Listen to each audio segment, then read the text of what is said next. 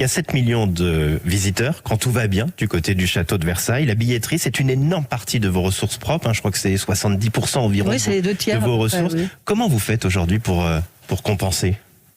Aujourd'hui, on ne fait pas grand-chose pour compenser. On a la chance que l'État nous soutienne et que l'État ait voulu nous inclure dans ce plan de relance de l'économie nationale. Et effectivement, la culture fait partie de l'économie de la France.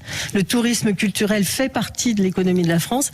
Et c'est à ce titre que le gouvernement, très vite, a décidé de soutenir des lieux comme le château de Versailles et comme tous les grands établissements culturels français. Et justement, au niveau des aides, vous avez reçu 10 millions d'euros de la part de l'État en 2020, une enveloppe de 87 millions accordée au titre du plan de relance en 2021-2022. Est-ce que, selon vous, Catherine Pégard, ce sera suffisant ? À ce jour, je ne peux pas le dire, mais malheureusement, chaque jour qui passe fait que l'on se dit que sans doute on retrouvera la même discussion avec le gouvernement au printemps prochain pour y réussir à envisager les années qui viennent. Parce qu'il y a bien une seule certitude, c'est qu'on ne va pas rouvrir normalement et sûrement pendant très longtemps.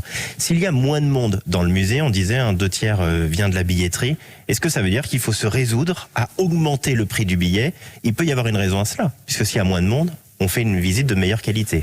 Bien sûr, il y a une raison, mais je crois qu'il serait assez indécent aujourd'hui de parler d'augmentation du billet.